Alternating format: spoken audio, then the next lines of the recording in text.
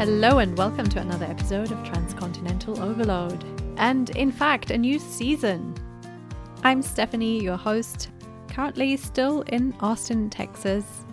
For those of you new to the podcast, you can find out more about me on my website transcontinentaloverload.com. I'm originally from Germany, lived in the UK for over 10 years, and in 2010 emigrated to the US with my English husband and our 2 children.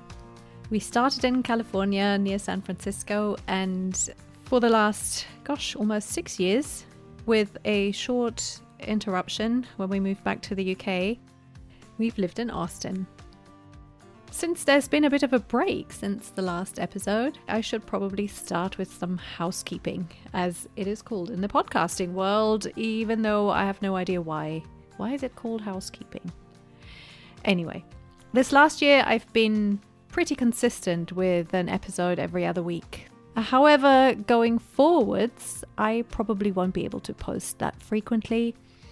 Not for the foreseeable future anyway, since I'm working on a couple of other projects, and I've found that I'm not so good when I have to split myself too much. So, you know, that feeling when you do so many things that you can't do anything properly anymore. And so I decided to dedicate a little bit less time to the podcast while I'm working on these other things. And I just wanted to set expectations. If you're new to the podcast, please don't forget to subscribe. Or if you have been listening but haven't subscribed yet, please do so. And please leave me some reviews too. It helps the ratings, it helps people find it, and it helps me see what you're thinking when you listen to my episodes. And to support the podcast, remember, you get to listen to it without any ads and interruptions. You can always buy me a coffee. I've included a link to my humble little sponsor button in the show notes.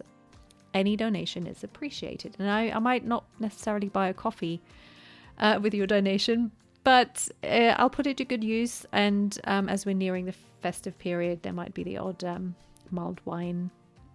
Who knows? But enough about that. I'm hopeless when it comes to beating my own drum. I'm working on it. I know I need to work on it. But let's just jump into today's episode. I was really looking forward to talking to my guest, as she's one of those people who doesn't bend herself too much to fit in, someone who tells it how it is. And as a German, I appreciate that a lot. So a little warning if you're listening with younger children in attendance. Maybe you want to listen with headphones on, or maybe you want to listen when they're not around, unless you don't mind them hearing some more juicy language. I'm talking to the lovely Janine Christie, a Canadian expat in Spain. Janine moved to Valencia in 2006, initially just for a year, but then met someone, and lo and behold, she stayed. She says all this wasn't planned at all, and in fact, she really struggled for a long time to make sense of her new life. And we're getting quite deep into that topic during our conversation. Janine started writing a blog, My Expatations, which you can still find online, and I'll put a link in the show notes. She recently decided that she needed to change her perspective on expat life, and so she completely restarted her career as a copywriter and copywriting coach. And you can find all about her and her services on her brand new website, sojaninechristie.com. I've put all the links in the show notes. So let's hear Janine's story. Janine, welcome to Transcontinental Overload. It's so good to see you. Thank you very much for having me. So happy to have you. And do you know what? This is so funny. I know listeners can't see me right now, but can you see my shirt? Can you know what's on it? What's? I can't. Oh, is it margaritas? So you know what? Perfect, because I just had a gin tonic. Even better. Yeah, I know you're in Spain. You're hours ahead of me. I mean, it's Saturday. Technically, I could have a gin and tonic right now too, but I'm not, because I'm a professional podcaster. No, what I wanted to say. So I put this shirt on this morning, and just before you came on, I checked out your Instagram, so Janine Christie. And there is this section that says lemons. And I clicked on it and it says, when life gives you lemons, make a damn cocktail. Yeah. And I'm like, I am wearing it's perfect. It's so synergy. Or some other stupid word. And this is so meant to be. So that made me smile so much, which good. And that's kind of, I feel like that's your vibe. Don't take life so seriously.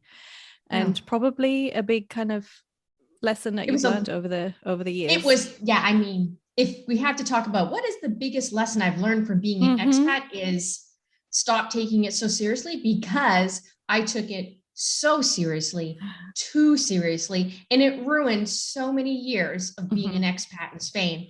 I've been an expat in Spain, in Valencia, for 14 years. And it's only the past few years where I'm like, oh, okay, I kind of like my life now. And I kind of kick myself that I wasted so much time, because I just turned 50 in July, and I'm like, I'm never getting those friggin' years back. No. And I wasted them. Right. You know, being worried or pissed off, or, you know, and I'm just like, I could just strangle myself. So yeah, but then again, there's no point doing that. And I feel like we're at that point now. I like to call it midlife. Oh, even though it probably isn't, but it, you know, let's call it that. All of a sudden you're just like, you know what, I don't have time for all that stuff anymore that used to bother me, that used to upset me, or you know, hanker after old times and whatever. It just no point. So I love that. And well, you've already said you're in Valencia, but let's wind back and start from the beginning. How did you where are you from originally, and how did you end up in Spain? I am from just outside Toronto, in a mid-sized town called Pickering, and Ontario is the province in Canada. And I mean, you always get the question as an expat, what are you doing here? Why did you leave? And I just have a simple answer. It's nothing like, I wanted to see the world and blah, blah, blah, and cultures. And like, I hate winter. I hate winter. I couldn't take it anymore. I mean, I don't know if it's because my family's from Jamaica, even though I was born in England, and then I moved to Canada when I was 2. So I'm like straight up, you know, I think I'm like a good mix of the English background and Canadian background, because there's like a connection between UK and Canada that runs very, very deep in general. But I don't like winter. And I think I was just bitching and moaning a lot. And my mom's like, would you just shut up and move to Europe already, like you've been talking about for years? Because I had my British passport, and I always pictured myself when I was older living in Europe. And I had lived in London back in 2008 for a year with my best friend. And I loved London, but it's so expensive and it can wear you down. So I thought, it has a bad winter. It has a bad winter too. I mean, I did love London. Yeah, me too. It's my favorite city in the whole world. I love it. And I love to visit. But would I want to live there? No. Yeah. If I was like rich, maybe, I don't know. But and I went during like my good party girl days. So perfect time to go. Everything. Time. Yes. Yeah. But when I moved to Valencia, I was 35. That was like a weird age for me. Up until then, I was like, yeah, age doesn't matter. And then 35 hit, and I'm like, I got to do it now. So I quit my job, sold my house. I moved back and with my parents for a year before I quit my job, saved up enough money. Yeah. And then I left. But I left with the plan of going for 1 year. And then if I didn't like it, going back. And when I moved to Valencia, I was like, don't like it here. I honestly didn't like Valencia. But what was it about Valencia? Did you have expectations? Had you been to Spain? Of course. I mean, that's why I started the blog, My Expectations, because all the expectations I had about expat life ruined being an expat, you know? So that's why I started that blog, just to basically kind of like dump all that down onto a page so I could clear it off and start fresh. But I mean, it's hard to look back and think why I didn't like it, because those things don't matter so much now. But I'll just say it just wasn't for me. It could have been culture shock. I don't know. But so I had decided to go back to Canada and, you know, go back to working in an office in PR, because that's what I was doing. I was doing PR and communications management.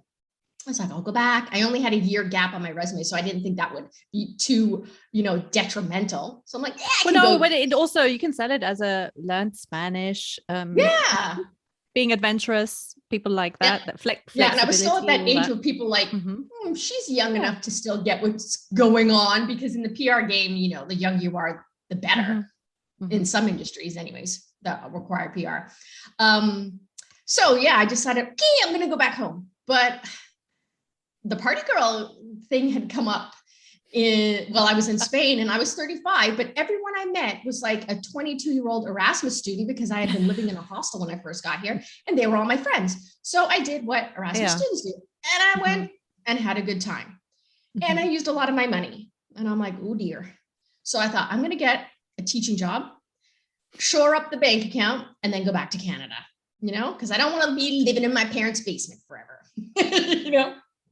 I did have money, but it was money that I wanted to put towards buying another house, because I had sold my house before I moved. So that was kind of like locked away. So I wanted like money just to kind of go back and, buy the business suit and go on interviews and that kind of rubbish.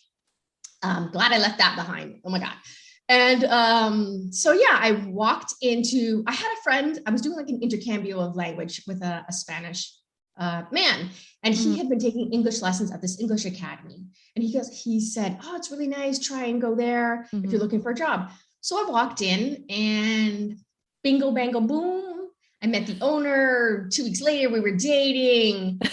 After the second date, we were a couple. I decided he was the one. And I phoned my mom up, and I said, Mom, I'm not coming home. And she's like, oh, Lord, And my dad, what is she doing now? My dad would not say my boyfriend's now husband's name for months. He's like, how's your friend? He's just so pissed off I wasn't coming back home. But anyways, it worked out. We got married 2 years later. We've been married for 12 years now. And yeah, I'm not working at this school anymore, though. How was that? I wanted to, but that didn't work out. So you applied for a teaching job there. So then did you work together basically, or you worked for him, or that doesn't sound like easiest. It's weird because in Canada, I would never, ever do that. And I was going to a Spanish school at the time. And I remember asking all of my friends in my class, I'm like, I like my boss. This is weird. And they're like, you're in Spain. Who cares? Date your boss. It doesn't matter. So we just casually went out for a beer. And literally that beer rolled into a night out. I asked him what he was doing that weekend. His best friend back home in Wales was getting married, but he said he wasn't going. I'm like, you should go. It's your best friend. He's like, you want to come with me? I think I must have been still tipsy. So I said, yeah. And then we were on a plane like 12 hours later after our first date, and we were at a wedding, and that was it. We were a couple. Awesome. Insta couple. Fantastic. But sometimes I think those decisions, those spontaneous, crazy things, you do those at the beginning when you kind of got nothing to lose, really. You'd like, well, I might as well. And, I'm in Europe, I might as well travel. And if I get to go to a free wedding, that sounds great. Fun. Ooh, and so Welsh. So he's Welsh. Yeah, he's Welsh. I have to say, like, I love Wales, and I love Welsh people. They rock. I love them. Oh, wow. So, sounds like your life plans kind of changed drastically at that point. And I'm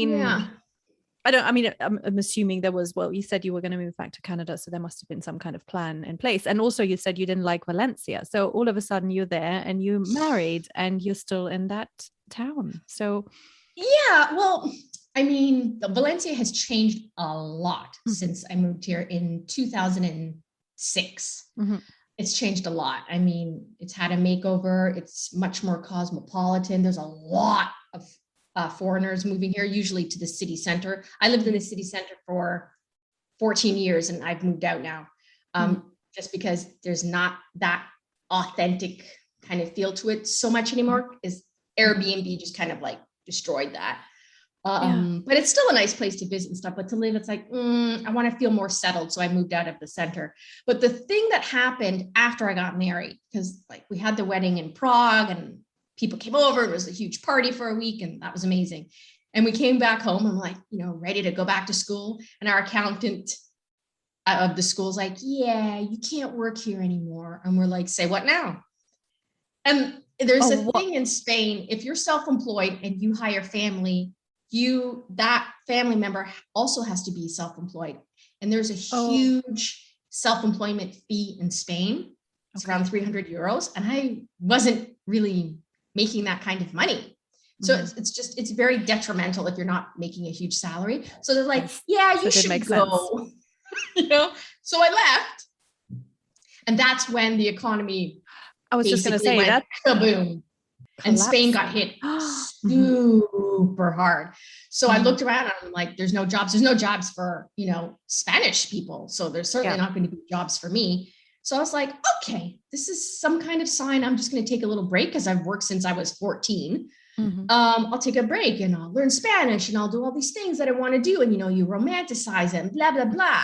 And then you wake up and you're like, I got nothing to do. I'm not motivated to do anything. I'm getting depressed now. And then 2 years go by and you're like, and you're in that expat partner slump, and I felt it pretty hard. Yeah. Yeah. So, and it's like you said, there's always that way of filling your time with things. And I mean, I'm not good with that. And I know some people are better than others, but I think that you, like you said, you get to that point where you're like, I think I might be depressed. And I think everyone has that just innate desire to create something, to make something.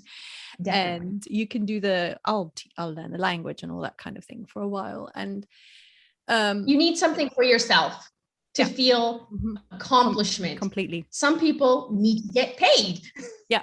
You know what I mean? Well, there is that.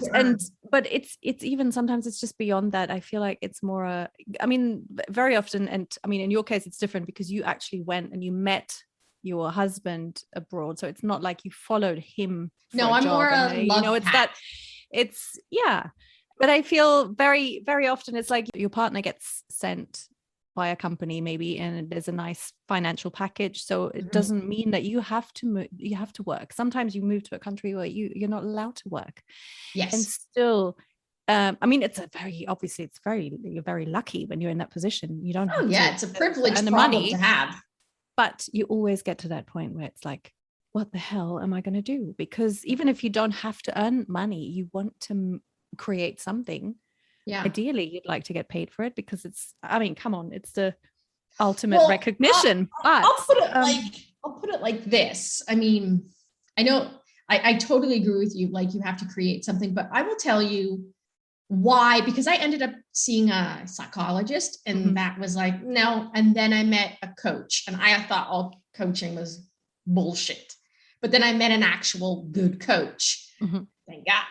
And things started to kind of like turn around. But the reason why I went to her, because for 2 years, I didn't sleep well.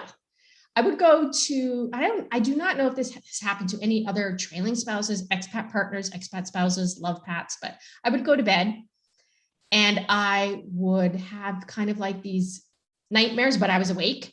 And it was an image of me pushing a trolley full of my stuff down the street like a homeless woman, because I didn't have a pension of my own. Like it's so weird to concentrate on money, but it wasn't about money. I thought about when I was older, my husband is gone and I wasn't working and contributing to my own retirement. And it scared the living shit out of me because in Canada, that if you have a job, you focus on that. Got to put away for my pension, got to put away for savings, emergency funds. And then when you're an expat spouse and you're not making the money, it's literally just one salary. It might go into a shared pot, but I was a supremely independent person back in Canada. So for me not to be taking what I earn because I'm good at something, putting it in the bank, and then knowing I have that fund for whatever I want to do with it, to take that away from me, I was like, what the? And it scared the crap out of me. So I saw a coach and she's kind of like the one that helped me look at things a bit differently because I was stuck. I thought all these years have gone by. Like nobody wants my skills, or I don't remember how to do anything.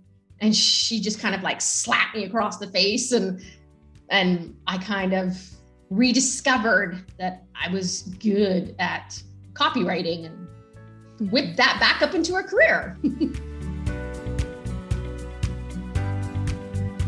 Yeah, tell us more about that. So you said earlier that you were blogging, so all that time. That was kind of like the first step. You know, I wanted to get back into writing because I hadn't written for a few years.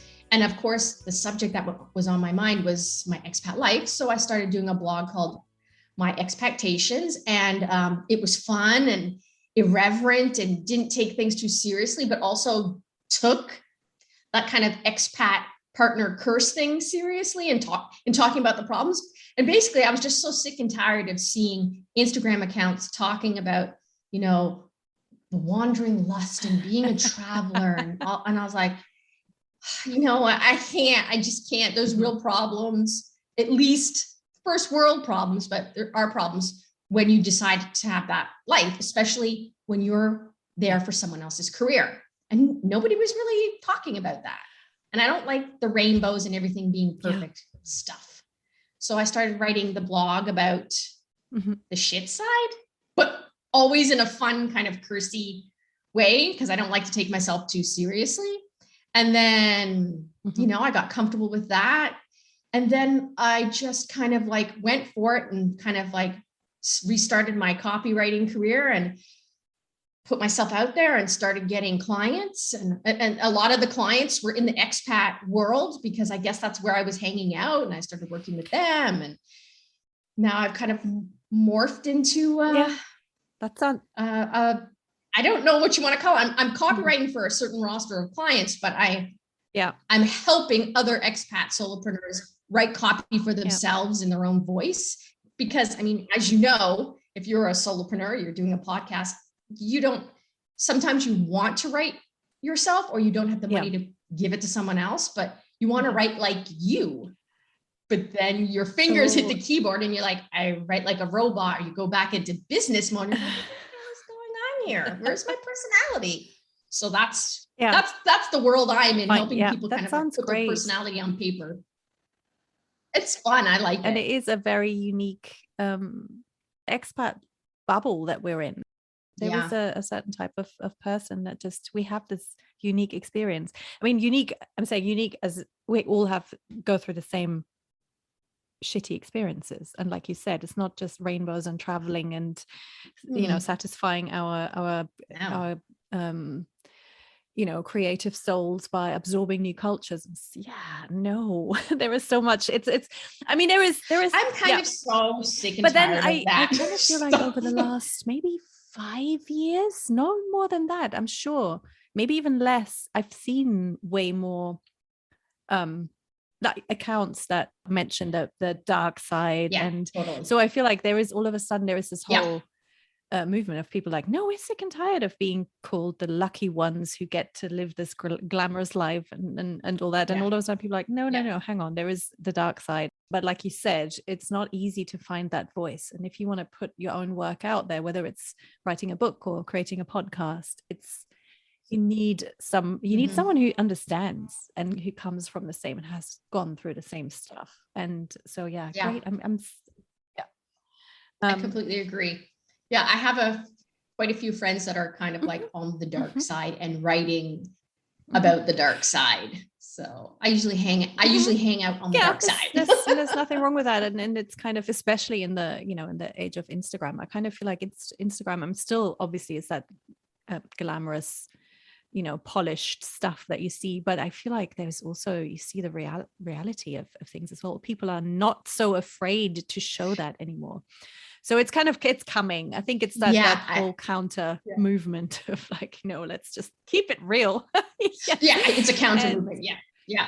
Keeping it real. Yeah. I almost called my, because I changed my Instagram name from My Expectations to Janine Christie, but I almost called it Janine Christie for real. Yes. Because, you know, the stuff I'm talking about is for real about expat life and being an expat solopreneur and all these things, but it was too long.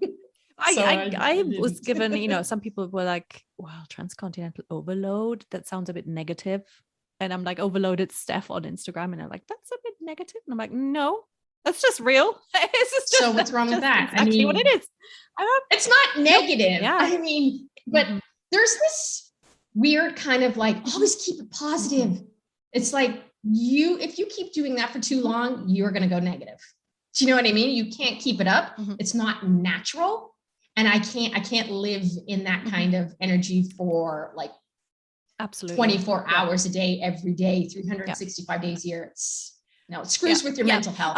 And I mean, that's something that's come out, I think, over the last few years, how heavy the mental health issues are for people like us. And it's really difficult to talk to non-expats about that.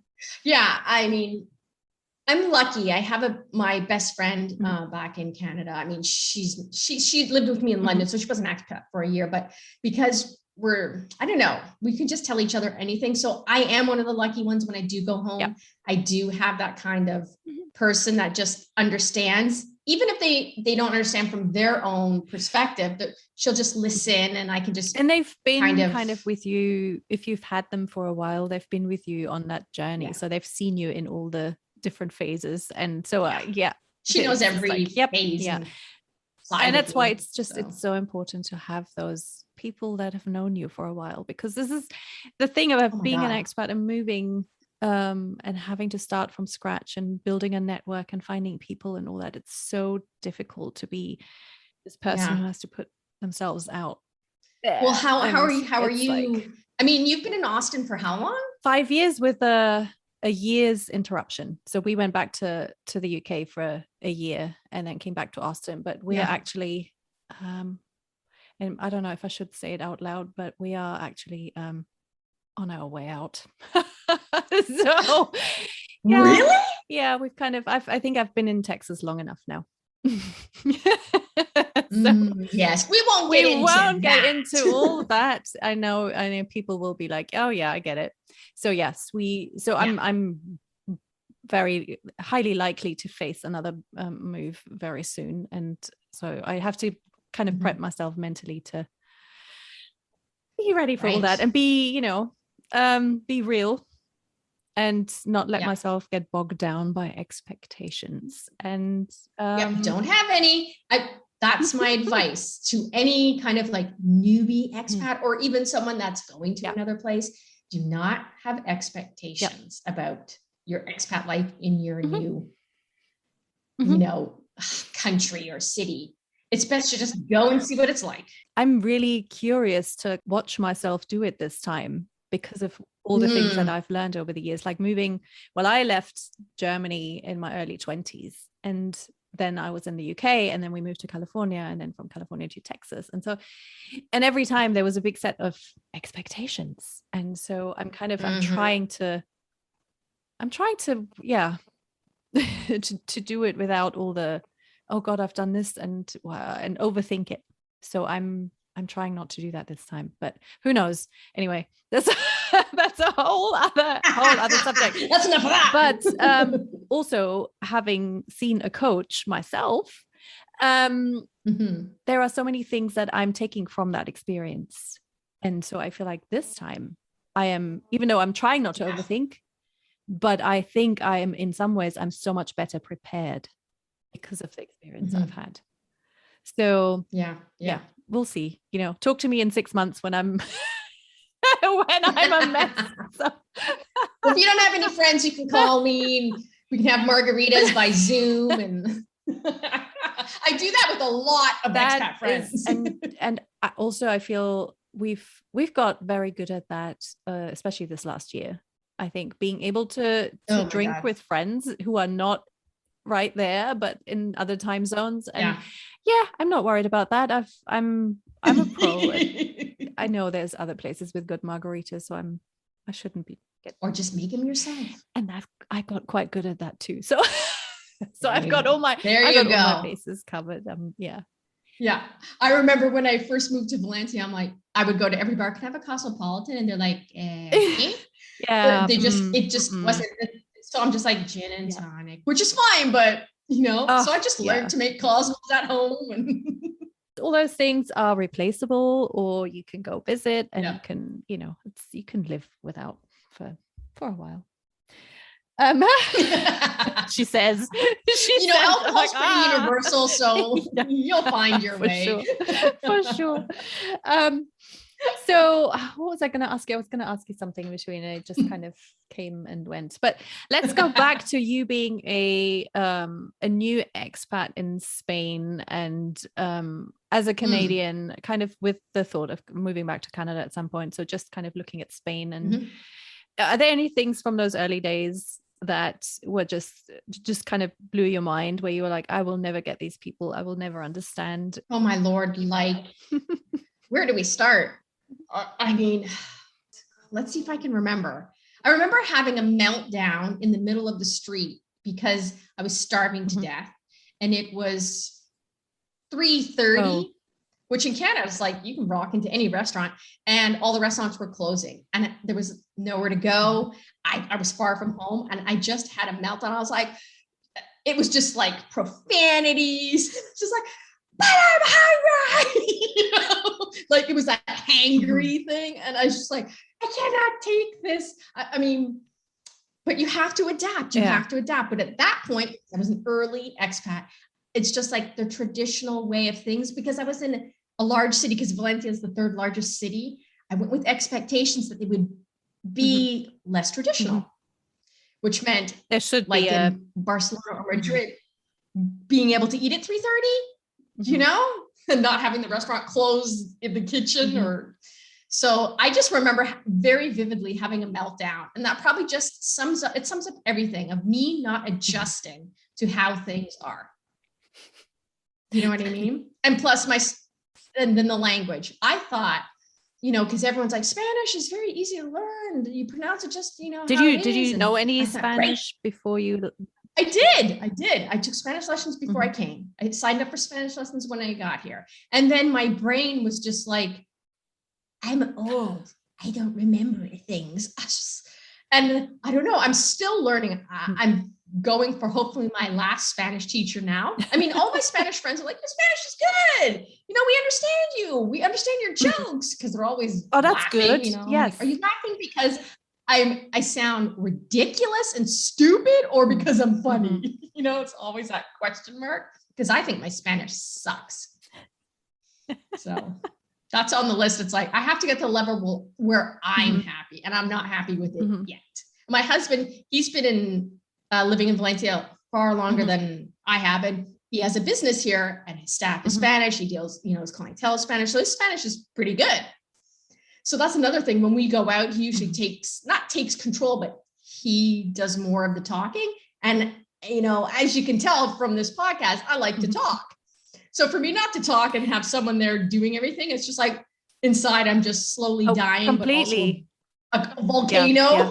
But because it builds up, and because you're like, the real me isn't able to come out. And how, I mean, you hit it. You hit it there. The real you. I cannot imagine going to a country where I don't speak the language really well. I would never do it again. Honestly, if we, I mean, at least you are married to another non-native speaker in that country, so at least you have that. You can, because I don't know how people do it, because for me it's like, I congratulate them, they get a gold language medal. And being able to express yourself really well, just the way you want, and you can't do it. I think it's like, but that is my business is being able to express yourself exactly as who you are.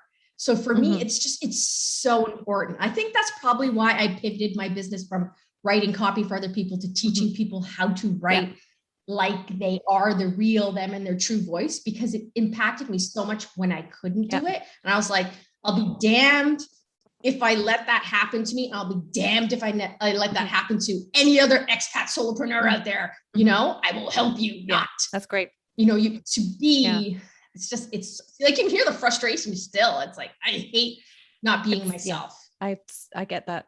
Absolutely get that. And I mean, sometimes it's okay, it's the language. Sometimes also it's the sense of humor, where you just you're in a country where it's just so different. And so was that something that you found difficult too? So just kind of the sense of humor, or would you say that you always find the people that get you? I always find, I was just about to say that. I'm like, I don't know if I've been lucky or I'm just stubborn.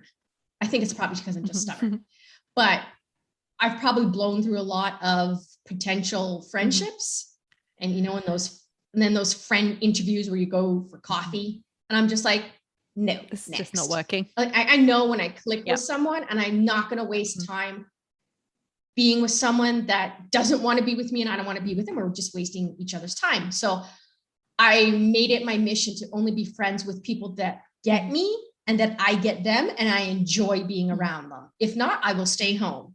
And that's it. I don't waste my time being somewhere not wanting to be there. I've been lucky and stubborn, and I think I'm getting a pretty good group of friends now. And I have a lot of expat friends online that I've met through groups, and I'm constantly Zooming with them or on WhatsApp. Or so friend-wise, I'm doing okay. But I think, you have to make it your mission that you're going to find people that add something to your life. Yeah. It doesn't always have to be a positive thing. Like if you're a friend of someone, you should be there for them through thick and thin, and the same for them with you. But, that's hard to do if you don't like the person. Yeah. Or if you just feel like you have to hold back so much of yourself in order to. No, I don't. I can't. Yeah. It's so interesting because I've found that when we first moved to the States, I did feel like I had to bite my tongue a lot and not say things that I wanted to say, just because I was too worried that I was going to come across as this weirdo, half German, half British. Did she really mean that kind of person? And so a lot of the time I wouldn't say anything. And then I thought, like, I'm turning into this very bland, one-dimensional person. And it's not, that's really not who I am. So I kind of, over the years, I got rid of that, luckily. And which is probably why I didn't meet as many people here in Texas, because I just didn't hold back with my views. And so a lot of people were like, okay, no, I can't take that. Yeah, but I think it's good. I mean, I'm so glad now where it's like, I'm like, like you said, there's the loneliness of the expat, and there's but you still feel lonely if you're with the wrong people. So, and there's no point. And I always try and tell my kids that, when that teenage trying to find yourself and your identity kind of thing. And you're like, no, you know what? The most important thing is that you're true to yourself. And you will find the people, you will find the people who get you. Don't try and be someone else in order to fit in. And it's the hardest thing to do. I'm all about but I'm I tried to be, as people wanted me to be or whatever for a while. And it just doesn't work. It just doesn't. No, it doesn't. And it's exhausting. And it's a waste of time. I'm all about like being the true me and using like my true voice to say things. So usually when I say something, it's exactly what I mean. I mean, if you read something from me on Instagram, that's the way I am.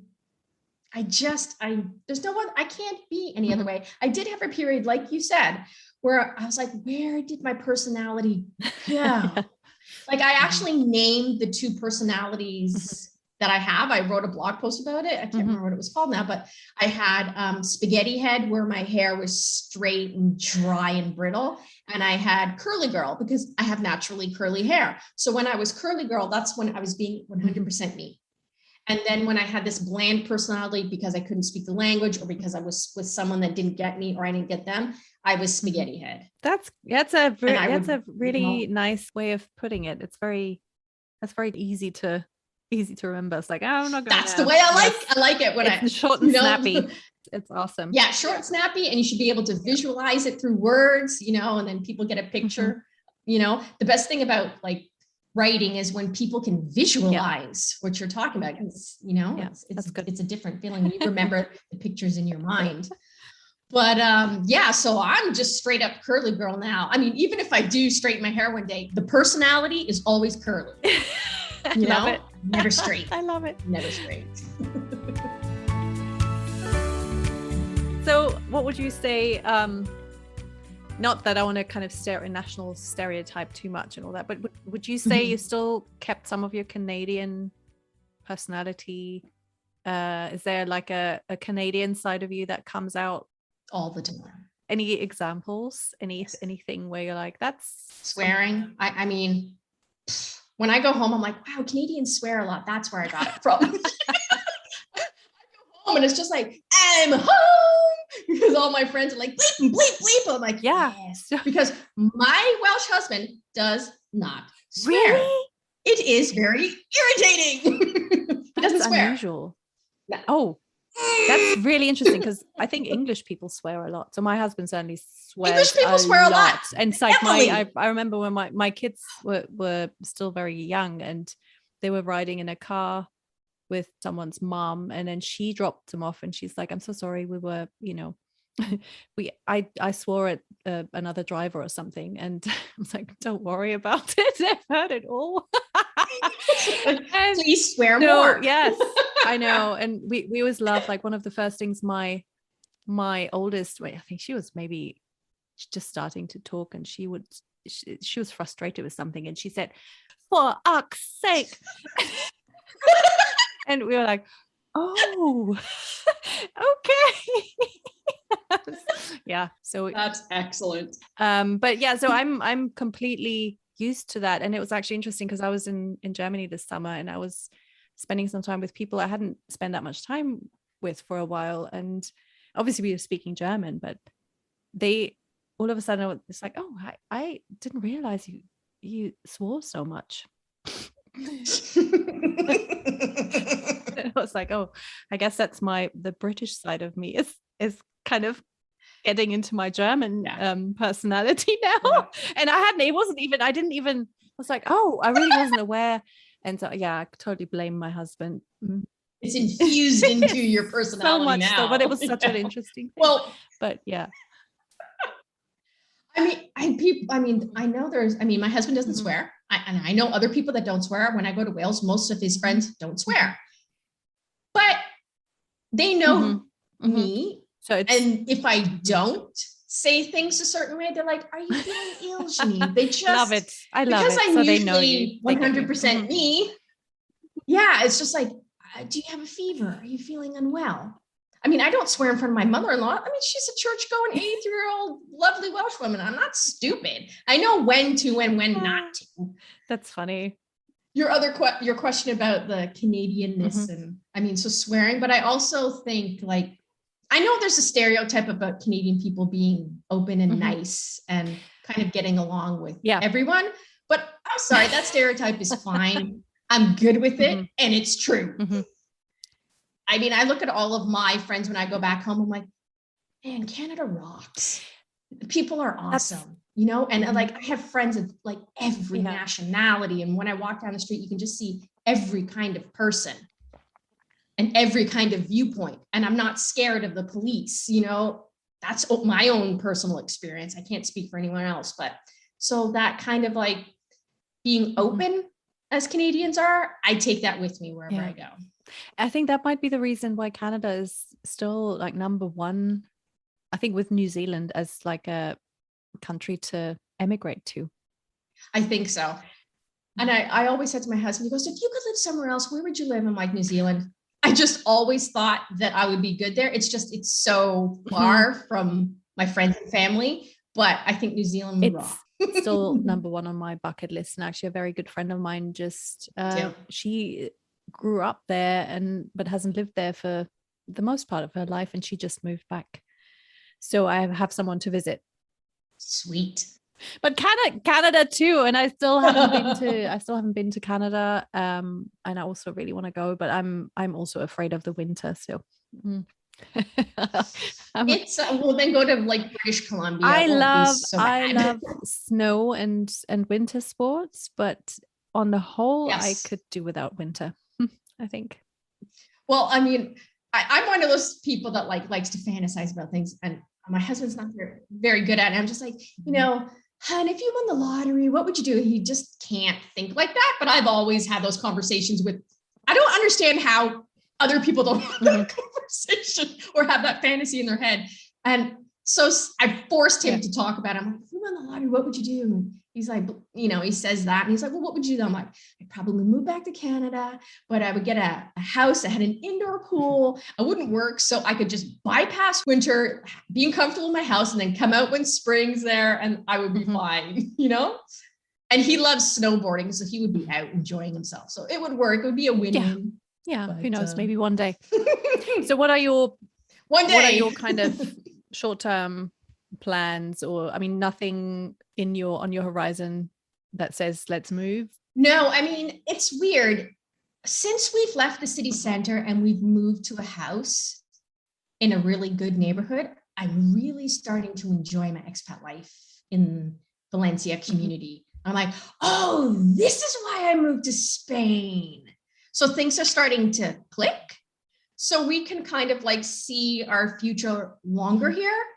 And because the business is here and it's doing well, it's survived the economic crash, it's survived the pandemic. You know, we're like, okay, we got a good thing going on here. Yeah. You know, we're not going to screw this up. So we're planning on staying here for the foreseeable future. And it's not bad. It's, you know, we're like, before I came back from Wales, I made a list. And I think it was like, why the fuck do people like Spain? You know, question mark. And then I made a list and I went through people's blog posts and why people like Spain. And I made the list because I needed it in front of me so I can look at the positive sides, stop thinking about the negative sides, and then go and do the positive stuff or do more of the positive stuff so I could get it. Like, I think I've been handed this opportunity. A lot of people don't get to do this. And I was screwing it up for so many years and I'm tired of screwing it up. And I want to be better at being an expat. So I think when you get that kind of mindset, things start to change. Yeah. And it's almost like people always say this, do before big decisions, and regardless of whether it's moving or not, but this whole make a pros and cons list. And you always think like, that's just stupid. But actually it comes down to those simple things sometimes to have it like written down black and white. And you kind of like, oh yeah, like you said, I've been given this opportunity. I shouldn't just focus on all the things I don't have or I can't do, or that would be better if I, you know, elsewhere. But I love that it's, that sounds wrong. I love that it's taken you so long. No, that's not what I'm trying to say. I love that you've gone through that journey, and it just shows that it takes time. Being an expat and coming to grips with that life and what it does to you and your mental health and your attitudes and all that, it just takes so much time. Because, and this is like, I'm the most impatient person ever, and it's like this is the one thing from all these moves that I've kind of caused or fantasized about, all that. It's like, it's just, no, sometimes you really need to sit in it.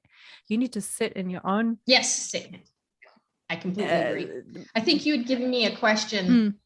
What was it? I can't remember what it was. I'd written down, you'd give me a list of questions and I put, what have you found helpful in adjusting to your country? And I put time and perspective. It takes time. Exactly. And it's always based on perspective. And unfortunately, sometimes it just takes a long time, and it takes a long time of being miserable. And that's the hard thing. And I think we are, as a whole, we're just so impatient for, you know, and it's like, I'm in a sunny place. I need to feel happy and I need to be able to do all these things. And can't I just go out and be happy? And, but and I'm sure there are people who can do that and live like that, but for most of us, I want to say, it's not as easy. And I think it just really takes time. And so that's why I'm like, it's been, I mean, you've been what, 15 years? Is it 14, 15 years you've been away from? 14, it sometimes just takes that long to really get to the point of where you're at it. Something clicks and you're like, I don't know if it was the move. It's probably a combination of everything. At my age, like when you hit 50, you're like, I got like 20 years left before my body starts giving out on me. I'm not fucking up these years. There's a lot of light bulb moments, I think, that come in and add up.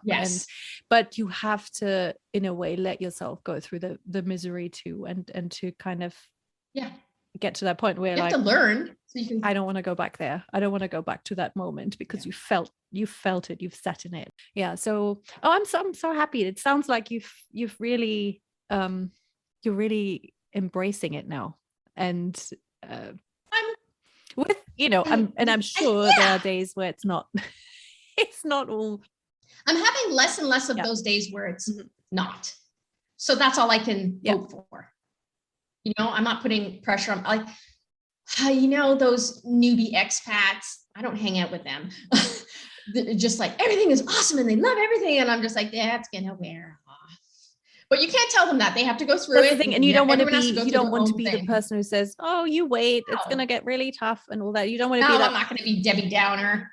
Like you said, everyone has to experience it for themselves. And yeah. And some people, it clicks right away and they're happy right away.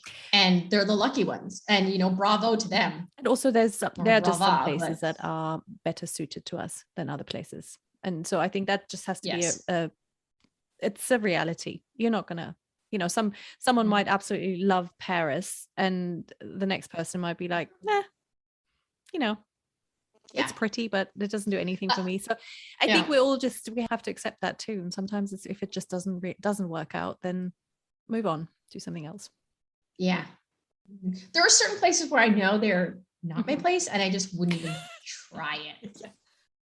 So I'm just looking at my watch and I think we probably need to wrap this up soon. Complete change of subject. Since you are in a relationship with someone who's not Canadian, I just want to know a little bit more about your culture clashes in your relationship. And also I'm very curious about Welsh culture. So is there anything notable that that has surprised you? You know what? I don't know if you've seen the show Gavin and Stacey. Oh, of course I have. Love it. I love it. That came out just as I started dating my husband. And that's so funny. It was hilarious, you know? And we would watch it and I'm like, it's true. It's true. It's true. Like, I adore Gavin and Stacey. I love it so much. Her mom, and oh my God, her Uncle mom Bryn. There's so much about that. Like when I go to Wales, I'll tell you this. Do you know what's really freaky? Where we stayed this summer in Wales, it was in a place called Porthcawl. The woman that is Vanessa. Mm-hmm. Yes. Vanessa Jones. Yes. Oh, yeah. She grew up 2 doors down from where we stayed, and her mother still lives there, and her sister lives a street behind where we were staying. So the people I live with know her family. Oh my God. She's hilarious. My hero. I mean, yes. Oh God. I love it. I love a bit of Nessa. I got to learn a lot about Wales just by watching that show. It was so fucking accurate. I mean, oh my God. I'm just like, you guys say that. We're too she now. And, you know, I always say they do Yoda speak because they take the sentence and they do it backwards. Like, hungry I am. I'm like, you sound like Yoda. Like, what is that? Out of all the the accents, I love the Welsh that sing song. It's just so I love the Welsh accent. It's funny because, and I know some Welsh speakers, so they're like heavy Welsh accents, and I just sit there and I'm pretty good at deciphering if someone's from England or Scotland or Wales. I'm very good at that now. Just like if you're American or Canadian, I can tell. But oh God. I just took to Wales right away. When I went there, I was a bit nervous. So that wedding was that was the first experience. But it was a friend wedding. And I did not go and see his parents because it was too early. So I didn't meet them, but I met his friends and they were amazing. And, you know, they drink just like Canadians. So it was awesome. You know, I was like, woo, you know, the personality is just like, I fit in well. And then I met his parents. It was my mother-in-law's 70, I don't know, one big birthday. And my husband, well, he's my boyfriend at the time, was paid for a trip for them to go to Italy, Lake Garda. And he's like, Janine, I bought you a ticket so you can come meet my parents. I'm like, oh dear God, you know. So I met them in Italy and we had a great time and all that. But then it was time to like go home for Christmas, I think it was. And they wanted us to go to like Christmas service. And I'm like, oh dear God. Because, you know, this crazy Jamaican Canadian girl walking into this church. I don't know what people are going to be like. We didn't even hit the church. We hit the parking lot. And all these old Welsh people just came from nowhere. And they're like, is this her? And they were like pushing each other aside to like come and kiss me. One woman kissed me on the lips. This is, oh, Janine. And I'm like, okay, Welsh people are cool. You know, and now when I go and visit, and I'll go to church on a Sunday with my mother-in-law, and they're like, Janine, oh, how's your parents? And, oh, so you're with us this Christmas, so you're going to go to your parents next year? I'm like, Mark, who the fuck is this person? They're awesome. Nice. I love They've adopted you, clearly. They have adopted. I love it. I love it. That sounds really nice and open and hospitable too. See, there's so many nice people.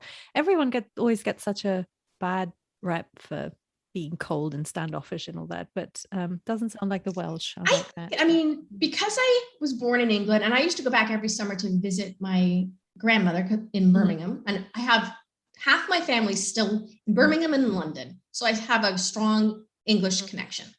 So, I mean, I understand the stereotypes about British people and all that. Some are true, some aren't, just like all stereotypes. But I think there's a lot of similarities between Canadians and British people. I think it just, we fit well. And it doesn't matter if you're Scottish or Welsh or well, not Irish, Northern Ireland, or England. I can always get along with them, because all of those people are in Canada, and at a very early stage. So they're just kind of like weaved into the social fabric of Canada. So it's pretty easy to get along with them. Yeah. Yeah. And British humor is the best humor in the world. I'm sorry. American humor, I don't think they really know how to laugh. And they certainly can't laugh at themselves. It's very different. And there's so many good, especially like the political shows, like the Daily Show and things like that. They're really good and they're really fun and all that, but it's such a different type of humor. You just don't get that completely out of so disrespectful and so just I love it. It's just great. So disrespectful. Absolutely. And yeah, I do miss that. I do miss that here. But luckily I'm married to an Englishman, so I have it on tap. So that's great. It's okay. That's great. That's how I look at it. Well, it's been really fun talking to you, Janine. So what I normally like to ask at the end, to just kind of sum up is, and I kind of asked you a little bit about your Canadian side earlier, but is there anything that you do when you really miss Canada? Is there any food you make or anything special, a tradition that you just have? I actually did it today. I did it today. I was missing home. My best friend, she was going to a big, I think it was a wedding, and I was like, I really want to go. My friends were there and da da da. And when I'm kind of like missing hanging out with her, because I'm very close with my BF. I've been best friends for over 40 years. And I send her sarcastic messages. I send her like a voice message on WhatsApp, making fun of something or like a memory, or we like to do a line from our favorite movies or our favorite television shows and go, what's this from? What's that from? And then, we put them under pressure to answer back, because it's just kind of like to relive the closeness. That's usually what I do. And I did it today. I sent her a bunch of hilarious messages and we just go back and forth, and I feel good again, and I can carry on with expat life. Things that only a fellow Canadian can know, and kind of that maybe just connection. Just I love it. Only she could know. Anyway, I'll let you go because it's dinner time here. Oh yeah, you're in what time is it? 10 p.m. 10 Spanish dinner time. I love this is when Spanish people eat. Yeah, you didn't know that when you were screaming for food at 3. No. Take care. Bye. Thank you. Bye. Bye. Oh, that was so much fun. Janine was so easy to talk to, and I always like it when you can have a really good discussion, really intense conversation, but also a good laugh at the same time, even across thousands of miles. So yes, if you want to find out more about Janine, or maybe even want to work with her, have her coach you on finding your own writing voice, then make sure you follow her on Instagram at Janine Christie. Her website is still in the process of being launched, and if you follow her on Instagram, you'll be getting all the updates you need. And of course, you can find all her writing, her blog post on her old website, myexpatations.com.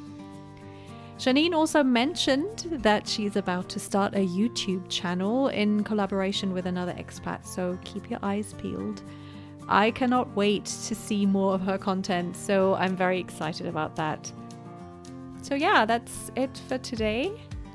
I hope you're all well and are still hanging in there. Stay safe out there, stay healthy, and hasta luego. See you next time.